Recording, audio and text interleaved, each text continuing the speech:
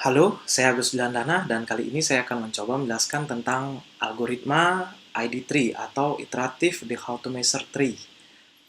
Pertama yang saya ucapkan adalah terima kasih atas kesempatannya dan yang terhormat Bapak Gediras Bendartes yang mengampu mata kuliah basis data lanjut serta kawan-kawan sekalian yang bersedia mendengarkan presentasi saya ini walaupun hanya melalui daring.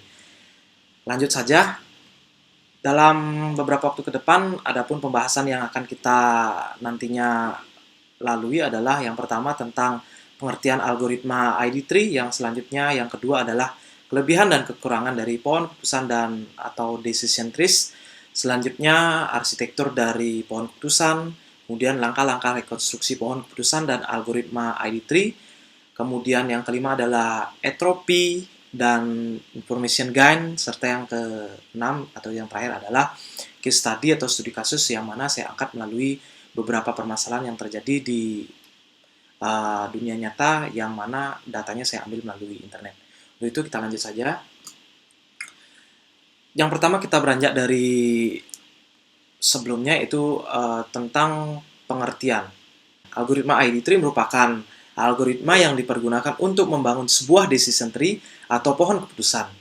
Algoritma ini ditemukan oleh G. Ross Quinlan pada tahun 1979. Dan dengan memanfaatkan teori informasi atau information theory milik Shannon.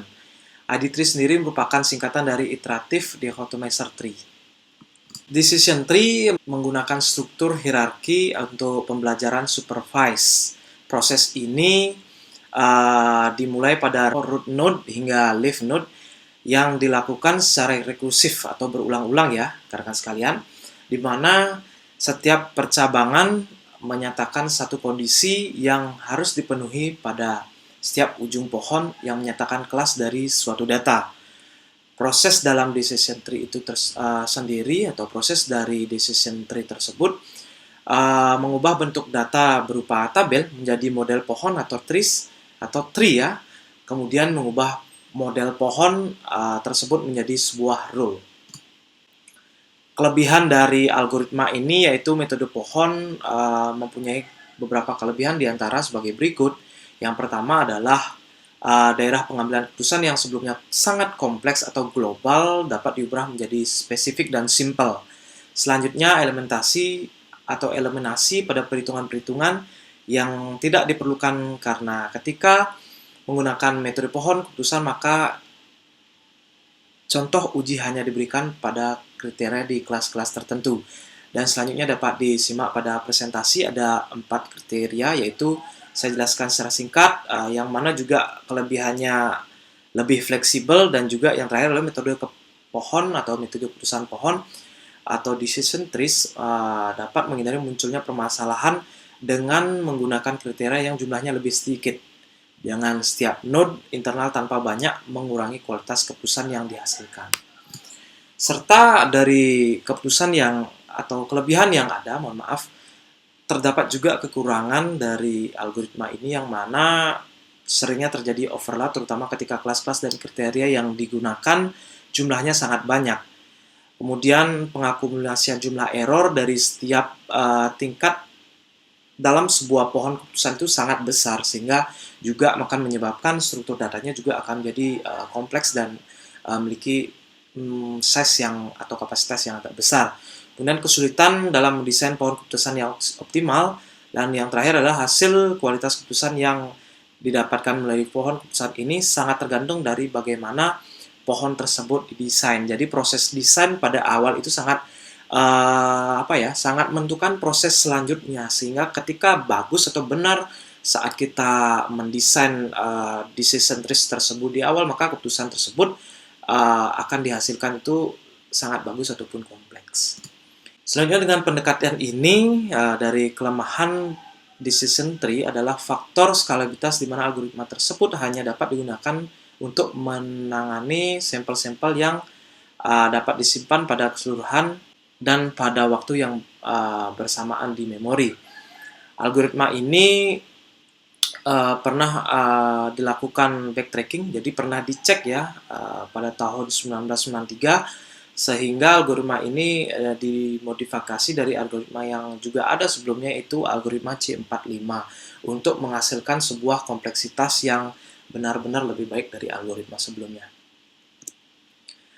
Kemudian arsitektur dari ID3 itu sendiri, yaitu ID3 dibuat menyerupai bentuk pohon di mana pada umumnya sebuah pohon itu terdapat akar atau root, kemudian cabang atau leaf, dan pada pohon keputusan juga terdiri dari 3 bagian sebagai berikut. Yang pertama adalah root node atau akar, yang merupakan node yang terletak paling atas dari sebuah pohon. Kemudian internal node ini merupakan sebuah pencabangan atau node pencabangan dari trees itu sendiri, yang letaknya ada di tengah dan hanya terdapat satu input dan mempunyai minimal 2 output. Kemudian left node itu merupakan node terakhir, hanya memiliki satu input dan tidak memiliki output. Pada pohon keputusan, setiap left node menandai label kelas. Dapat disimak pada presentasi di depan, rekan-rekan sekalian. Saya gambarkan di sini ada sebuah arsitektur pohon keputusan yang mana root node itu digambarkan pada lingkaran A, selanjutnya internal node digambarkan pada lingkaran-lingkaran di tengahnya, kemudian leaf node itu terdapat pada layer selanjutnya atau layer ketiga. Pada pohon keputusan, di setiap percabangan menyatakan kondisi yang harus dipenuhi dan setiap ujung pohon menyatakan nilai dari kelas data. Gambar berikut merupakan bentuk arsitektur dari pohon keputusan seperti yang saya telah jelaskan sebelumnya. Langkah-langkah rekonstruksi pohon keputusan dalam algoritma ID3, yaitu langkah-langkah dalam rekonstruksi tersebut atau konstruksi pohon keputusan adalah sebagai berikut. Yang pertama adalah pohon dimulai dengan sebuah simpul yang merepresentasikan sampel data pelatihan, yaitu dengan membuat simpul akar. Dilanjutkan atau selanjutnya pada langkah kedua, jika semua sampel berada dalam satu kelas yang sama, maka simpul tersebut akan menjadi daun yang dilabeli menjadi kelas. Jadi dari simpul sebelumnya dilanjutkan akan menjadi daun dan akan dilabeli menjadi kelas. Jika tidak, informasi atau information gain akan digunakan untuk melatih atribut terbaik dalam memisahkan data sampel pada kelas-kelas individu. Langkah ketiga yaitu cabang akan dibuat untuk setiap nilai pada atribut dan sampel akan dipartisi lagi. Kemudian ada 5 langkah ya rekan-rekan. Langkah selanjutnya yaitu langkah keempat, yaitu algoritma ini digunakan proses rekursif. Jadi proses rekursif itu prosesnya berulang-ulang untuk membentuk pohon keputusan pada setiap data partisi. Jika sebuah atribut sudah digunakan untuk atau pada sebuah sampel, maka atribut ini juga akan digunakan lagi untuk anak-anak dari trees-nya. Jadi dari atribut sebelumnya itu akan berkembang ke atribut selanjutnya, sehingga dia akan menyebabkan anak-anak dari pohon itu ada cabang-cabang dari pohon tersebut. Selanjutnya langkah kelima adalah proses ini berhenti jika dicapai kondisi berikut. Yang pertama adalah sebuah sampel atau simpul berada di satu kelas, dan selanjutnya tidak ada atribut lainnya yang dapat digunakan untuk mempartisi sampel lebih lanjut. Dalam hal ini akan diterapkan suara terbanyak. Ini berarti mengubah simpul daun menjadi simpul yang melabelinya dengan kelas dan suara terbanyak. Lanjut, dalam hal ini pembahasan selanjutnya yaitu tentang entropy dan juga information gain, yang mana dalam algoritma ini terdapat perhitungan yang lebih spesifik pada entropinya, yaitu algoritma pada metode ini menggunakan konsep dari entropy. Konsep entropi digunakan untuk mengukur beberapa informatifnya sebuah node yang biasanya disebut seberapa baiknya, jadi kompleksitasnya ya rekan-rekan.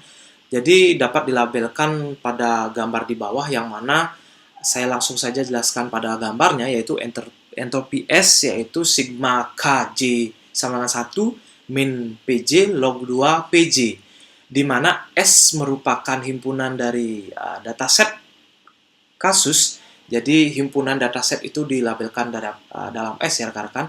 Selanjutnya K adalah banyaknya partisi. Jadi berapa banyak partisi itu dilambangkan dengan K.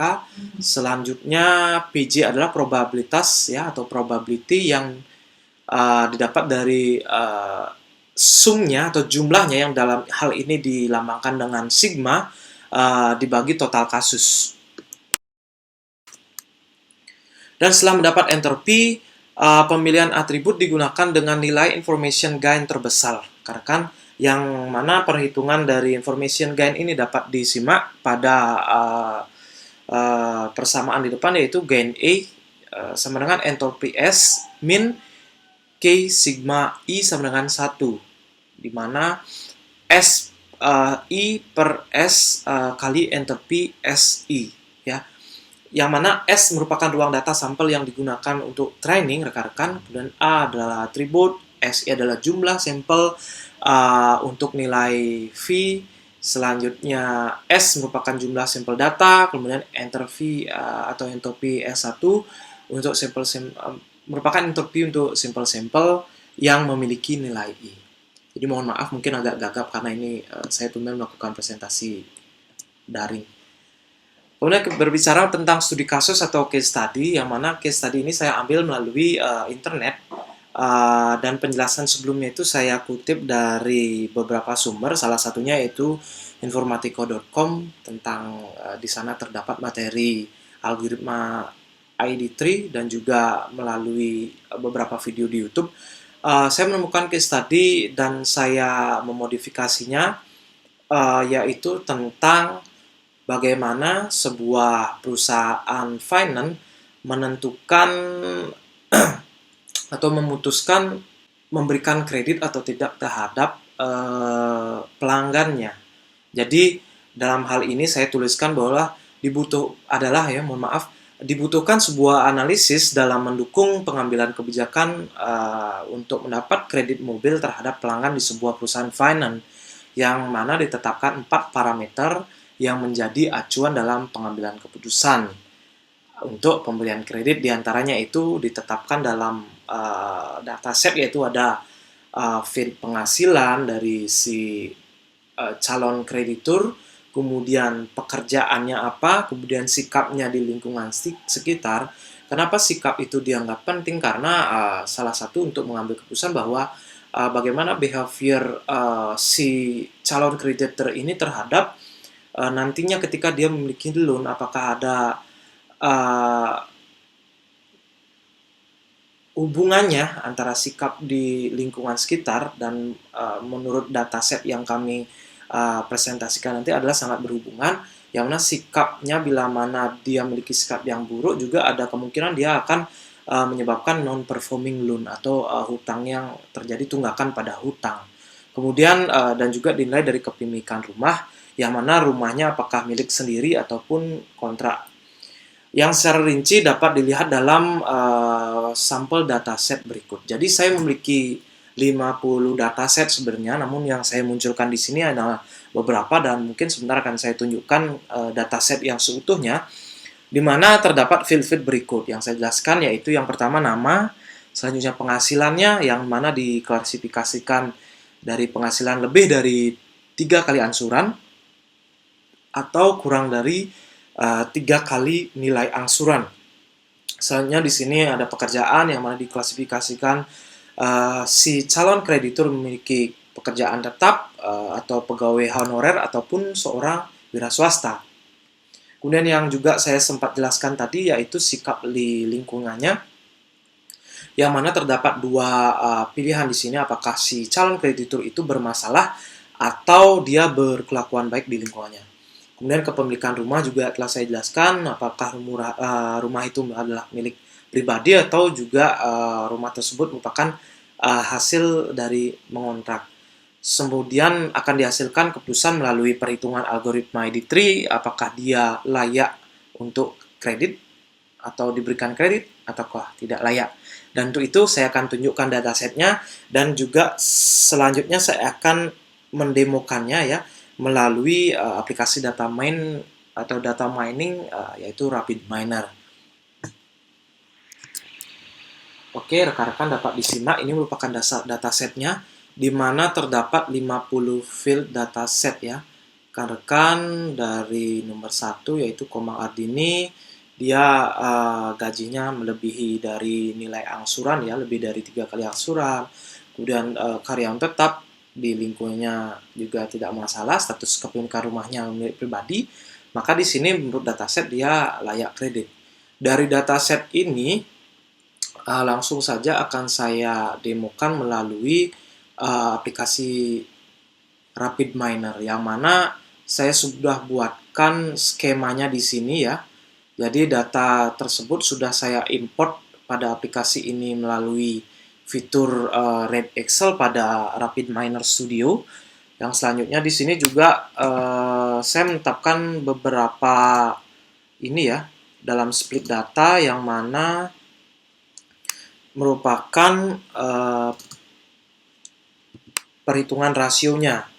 Yang mana ada 2 rasio yang saya tetapkan di sini, yaitu rasio yang pertama dihitung berdasarkan jumlah data atau jumlah dataset yang ada dan yang akan diuji dibagi dengan total dataset. Jadi berapa dataset yang akan diuji itu dibagi dengan total dataset, maka akan menghasilkan rasio yang pertama, yang mana di sini saya jumlah data atau sisa data, sisa dataset, yang mana saya akan di sini kan akan menguji 35 data sebagai data ujinya. Jadi sisa dataset adalah 15 dibagi dengan total dataset 50, maka mendapat perhitungan rasio yang pertama adalah 0,3. Yang selanjutnya juga rasio yang kedua, yaitu jumlah data yang akan diuji dibagi dengan total dataset. Jadi data yang diuji di sini saya tetapkan adalah 35 field data untuk data tes ya, pada dataset yang tersedia.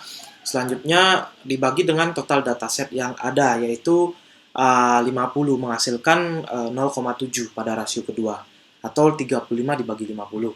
Langsung saja kita play ya rekan-rekan. Oke. Dapat dilihat di sini rekan-rekan, kita melihat dataset yang ada berjumlah 50. Jadi example set multiply-nya, terus kemudian split data, yang mana split data ini adalah sisa data dari dataset yang diuji. Jadi kita karena menguji 35, maka sekian ininya ya, sisa datanya. Di sini kenapa 16? Karena perhitungannya didapat dari 15 dibagi 30. Jadi dia tidak akan bisa genap ya, maka dia dibulatkan ke atas. Selanjutnya di sini ada ID tree-nya seperti apa dan example set. Nah, yang paling penting adalah dari hasil perhitungannya, maka dihasilkan keputusan atau pohon keputusan melalui algoritma ID tree adalah sebagai berikut dari dataset yang saya masukkan atau input melalui aplikasi ini dengan algoritma ID tree. Yang pertama dihitung berdasarkan algoritma ini, yaitu sikap mereka di lingkungannya, yang mana apakah di lingkungan mereka atau di lingkungannya si calon kreditur ini berperilaku baik atau bermasalah.